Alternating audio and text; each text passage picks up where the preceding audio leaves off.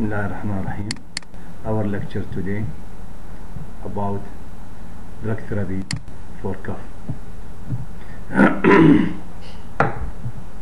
As you know, cough is one of the principal symptoms or complaints of respiratory and non-respiratory diseases.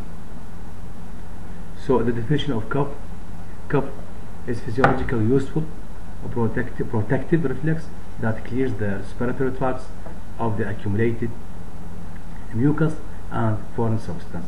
So cough is a mechanism that clears the accumulated mucus and foreign bodies from the respiratory passages.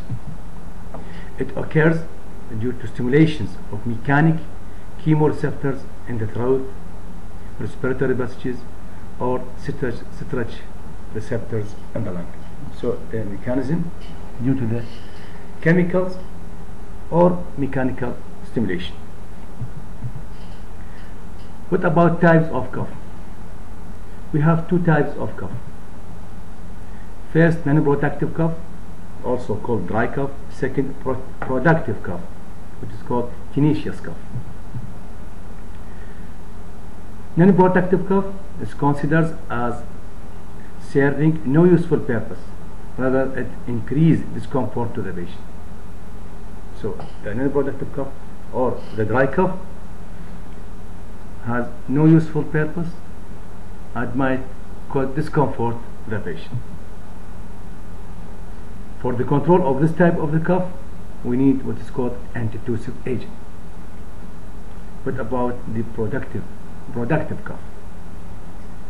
It's characterized from its name by presence of excessive sputum or secretion and may be associated with conditions such as chronic bronchitis and bronchitis, usually associated with underlying lung disease like chronic obstructive airway disease, for example chronic bronchitis or bronchiectasis. For control of this type, we need what is called expectorants. expectorants يعني المقشعات. What are the characters of antitussive or ideal antitussive? Ideal antitussive should suppress the frequency as well as intensity of the cough without affecting the normal elimination of excessive secretion from the respiratory tracts. So should suppress the frequency as well as the intensity of cough. This is the characteristics of ideal antitussive drugs. Expectorants, on the other hand, increase the volumes and decrease the viscosity of secretions in order to enhance the propulsion of the secretions upward and outward by ciliary movement and coughing. So the characteristics of the expectorant is to increase the volume and decrease the viscosity of secretion, and this is due to enhance the passages of the secretion upward and outward, and this is by the help of the ciliary movement and of the help of the reflex of cough. So classifications of drugs used for cough. We have peripheral acting. We have peripheral and central acting drugs. Third, we have central acting drugs. What about the peripheral acting drugs? Classified into pharyngeal demulcent, expectorants, pharyngeal demulcents, and expectorants. On the other hand, the expectorants subdivided into mucokinetics and mucolytics. What about the central acting? Include opioids, as you know, narcotics, opioid, central acting. Second type of central acting, non-opioids. I will discuss later in details.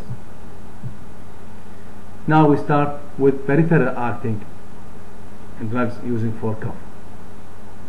As I said, the previous slide include pharyngeal demulcent, example glycerin, liquorice العربي أرقسوس, lozenges, lactose containing syrup, and etc. This is called, or this is under the topics of pharyngeal demulcent. Other types of the peripheral acting drugs, expectorants, and as I said, subdivided into mucokinetics and mucolytics. Mucokinetics include ammonium chloride, sodium citrate, potassium iodide, guaifenesin, وإبيكاكوانها. Okay, these are the types under the topics of mucokinetics, as I mentioned. Example: ammonium chloride, sodium citrate, potassium iodide, etc. Other type of, or other division of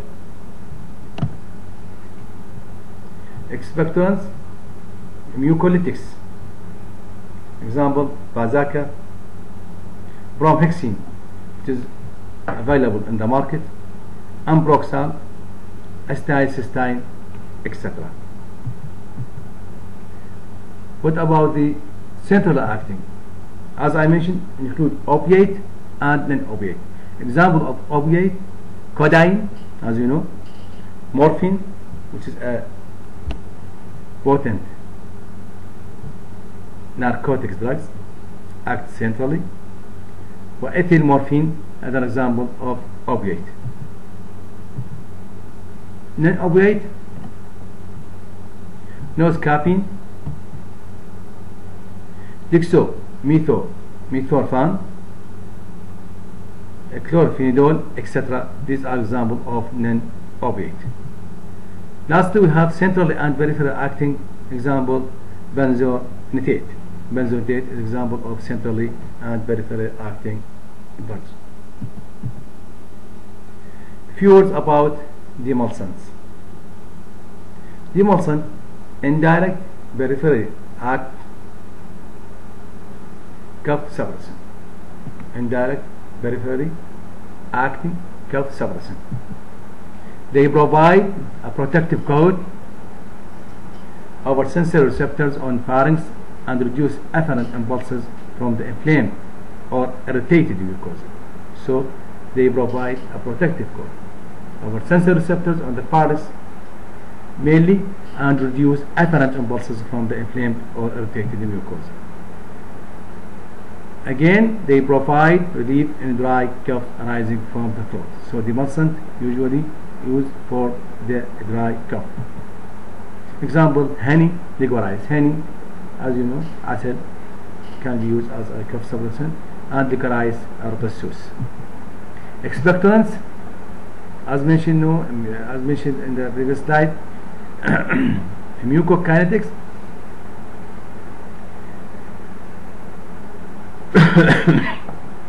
These stimulate the flow of respiratory tract secretions by stimulating bronchial secretory cells and the ciliary movement to facilitate their removal. So stimulation of the bronchial sensory cells, and on the other hand, the ciliary muscle movement, stimulation of the ciliary muscle movement. Example: volatile oil. Volatile oil. زيوت الطيارة أو الطائرة.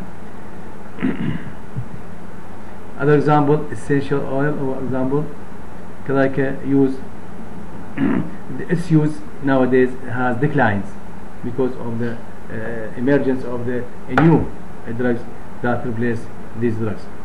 So the essential oils provide only mild expectoration by directly stimulating the bronchial secretory cells.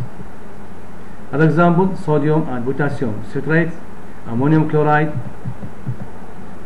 potassium Ki, iodide, ADE.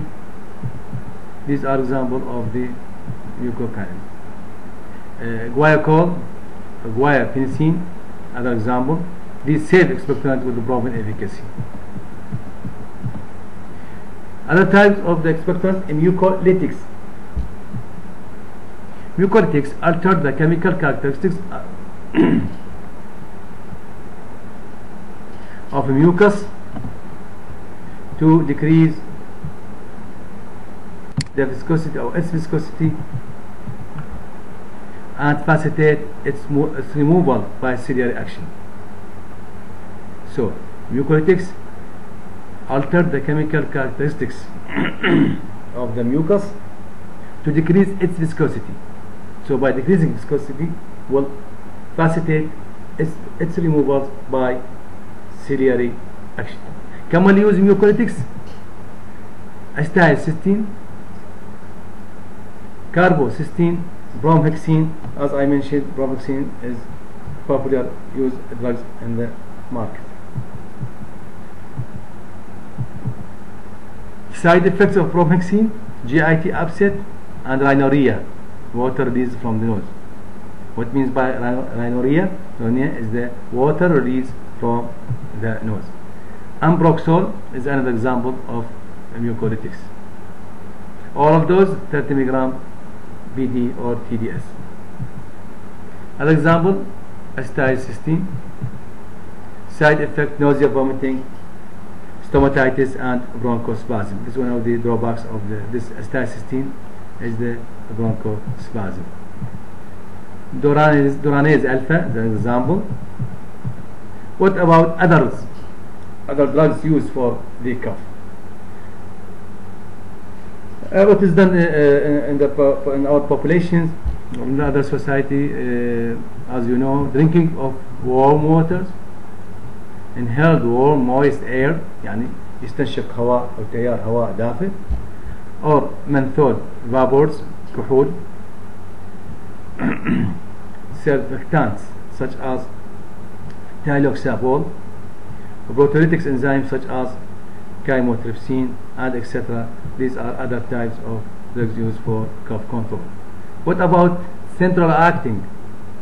The drugs that act in the CNS to raise the thresholds of cough centrally to reduce tusal impulse. As you know, we have what is called a cough center, and this cough center is under the influence of certain substances, especially the central acting antitussive or central acting drugs, and most commonly is the opiate. So these opiates act in the CNS to raise the thresholds of cough centrally to reduce those impulses. Main aim to control rather than eliminate cough. So this is very important. These drugs control the cough rather than elimination of the cough. These are mainly useful for dry and productive cough, or if the cough disturbs sleep, or the cough is hazardous. So when the cough is hazardous, disturb the sleep, we need to use central acting cough suppressor. Example, codeine, as you know, is an opium alkaloid, semi-synthetic opioid, qualitatively similar to but less potent than morphine. Similar to the morphine but less potent than the morphine. It is more selective for cough centrally, and it's treated as standard antitussive. Suppress cough center for 6 hours.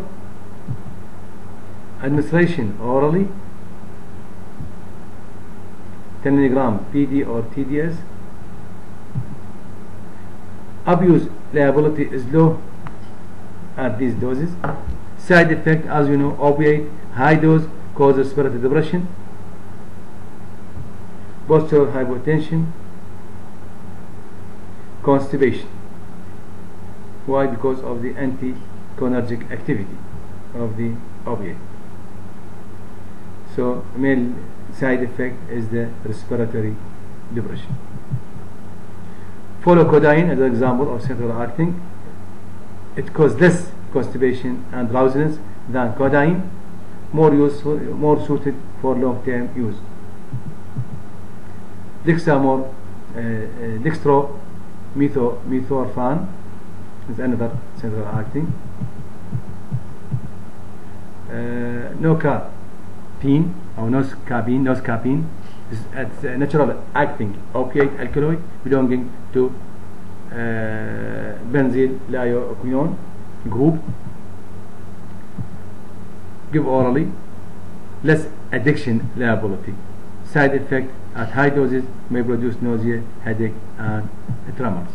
That is another example of sedation.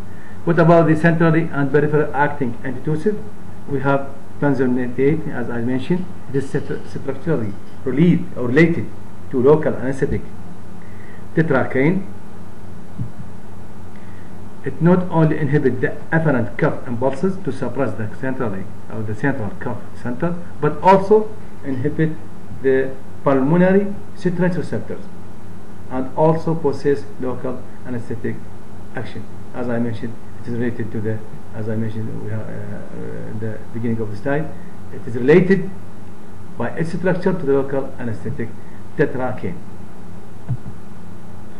Giving orally, 100 to 200 milligrams orally. Side effect: drowsiness, nausea, and headache. High doses cause vertigo. Thank you.